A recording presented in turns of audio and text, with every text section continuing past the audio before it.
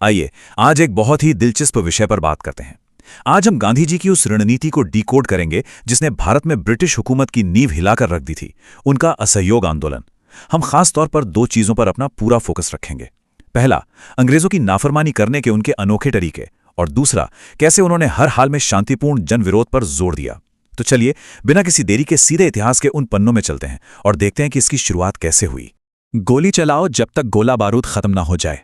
जरा सोचिए, 1919 में अमृतसर में यह खौफनाक आदेश बिना किसी चेतावनी के दिया गया था। वहां लोग बिल्कुल शांति से इकट्ठा हुए थे, सरकार की ज्यादतियों का विरोध करने के लिए। लेकिन तभी ब्रिटिश सैनिकों ने उन्हें चारों तरफ से घेर लिया और फिर ये रोंगटे खड़े कर देने वाला आदेश गूंजा। 1600। अब ये कोई आम नंबर नहीं है। जलियांवाला बाग की उन ऊंची ऊंची दीवारों के बीच फंसी उस निहत्थी और बेबस भीड़ पर असल में 1600 राउंड गोलियां बरसाई गई।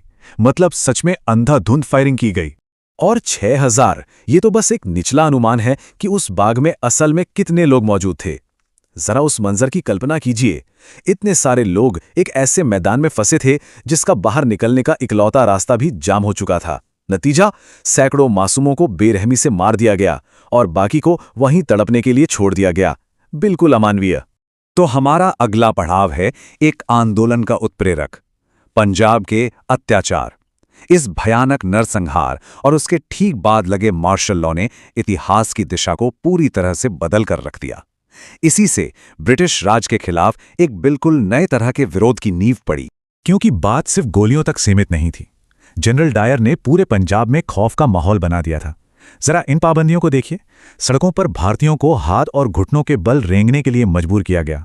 उन्हें अपनी गाड़ियों से उतारकर ब्रिटिश अफसरों को सलाम ठोकना पड़ता था। सरेआम कपड़े उतारकर कोड़े मारना, बातचीत पर पाबंदी, और तो और भारतीय परिवारों की पानी और बिजली तक काट दी गई। इन्हीं सब दर्दनाक घटनाओं को देखकर CF एंड्रयूज ने गांधी जी से अपील की कि वो खुद आकर इस पूरे मामले की जांच करें। असहयोग की रणनीति, एक क्रांतिकारी समाधान।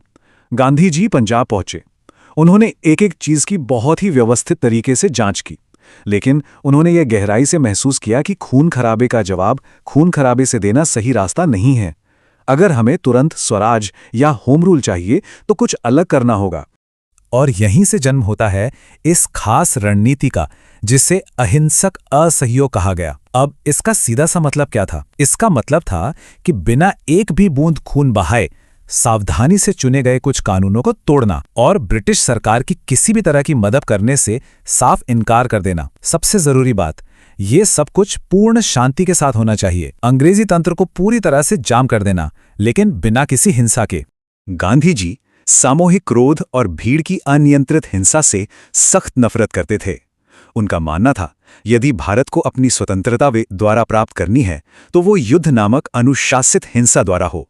उनका साफ कहना था कि सच्ची आज़ादी पाने के लिए एक बहुत ही कड़े अनुशासन की जरूरत होती है, सड़कों पर होने वाले बेतरतीब दंगों की नहीं।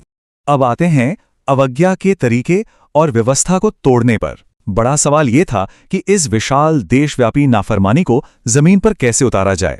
चलिए इसके व्यावहारिक पहलुओं को देखते हैं जो सच में बहुत दिलचस्प हैं। 1920 में उन्होंने इस तिहरे बहिष्कार का आइडिया पेश किया। इसका सीधा सा मकसद था ब्रिटिश संस्थानों से भारतीयों की भागीदारी को पूरी तरह खत्म करना। गांधी जी ने खुद अपना कैसरे हिंद गोल्ड मेडल लौटाकर इसकी शुरुआत की। देखते ही देखते सरकारी स्कूलों और कॉलेजों का बहिष्कार किया गया, वकीलों ने अदालतें छोड़ दी, सरकारी पदों से इस्तीफे दिए गए और विदेशी कपड़ों की तो बाकायदा होलियां जलाई गईं। इस सब ने ब्रिटिश सरकार में सचमुच हड़कंप मचा दिया था। और ये योजना सिर्फ अंग्रेजी व्यवस्था में हिस्सा लेना बंद करने तक सीमित नहीं थी। इसे इस तरह से बनाया गया था कि हम खुद का एक सिस्टम तैयार कर सकें। पहला, सरकारी चीजों का पूर्ण बहिष्कार। दूसरा, अपने खुद के स्वतंत्र भारतीय स्कूल, कॉलेज और अदालतें बनाना। और तीसरा, ब्रिटिश सत्ता को रिप्लेस करने के लिए एक समानांतर संगठन तैयार करना। मतलब ब्रिटिश राज के अंदर ही अपना एक स्वतंत्र तंत्र खड़ा कर लेना, जिसे राज्य के भीतर राज्य कहा गया। एकदम मास्टर स्ट्रोक। 1921 में जब प्रिंस ऑफ वेल्स भारत आए तो उनके दौरे के बहिष्कार के दौरान गांधी जी ने इन दो विचारधाराओं का अंतर बिल्कुल साफ कर दिया। एक तरफ था तलवार का यूरोपीय सिद्धांत, यानी क्रूर ताकत का इस्तेमाल, और दूसरी तरफ थी बहादुरों की लड़ाई, यानी बिना किसी हिंसा के शांतिपूर्ण असहयोग करना। वो मानते थे कि बिना हिंसा के लड़ना ही असली बहादुरी है। अंतिम परीक्षा, आदर्शों का वास्तविकता से टकराव। लेकिन देखिए, सालों से जुल्म सह रहे लाखों लोगों से हर पल एकदम परफेक्ट शांति बनाए रखने की उम्मीद करना, ये असल में बहुत ही मुश्किल काम था। और आखिरकार भावनाओं के उफान का एक दुखद और टूटने का बिंदु आना ही था।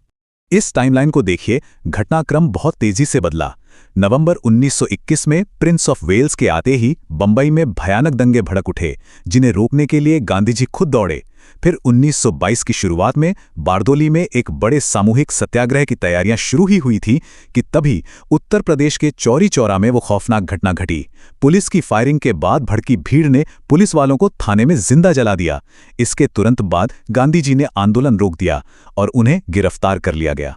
इस बढ़ती राजनीतिक और धार्मिक नफरत को भयंकर हिंसा में बदलते देख के गांधी जी को बहुत गहरा धक्का लगा। उनका ये कोट उनकी निराशा को दिखाता है। हर इंसान को अपने धर्म और अपनी राजनीतिक राय का अधिकार है। सत्याग्रह तब तक सफल नहीं होगा जब तक इंसान ये नहीं समझता।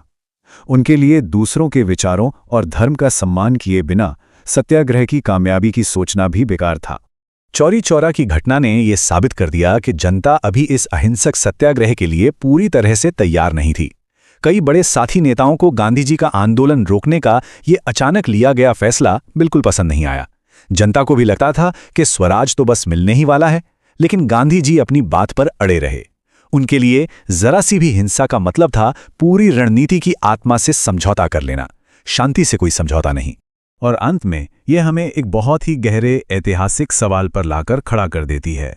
क्या आंदोलन को ठीक उस वक्त रोक देना, जब होम रूल एकदम करीब लग रहा था, एक राजनीतिक हार थी, या फिर भीड़ की हिंसा के जरिए जीतने के बजाय राजद्रोह के लिए 6 साल की जेल खुशी खुशी स्वीकार करके गांधी जी ने हमेशा के लिए अपने अहिंसक दर्शन की विरासत को सुरक्षित कर लिया? आज की इस चर्चा में हमारे साथ जुड़ने के लिए बहुत बहुत धन्यवाद। इस सवाल पर जरूर विचार कीजिएगा।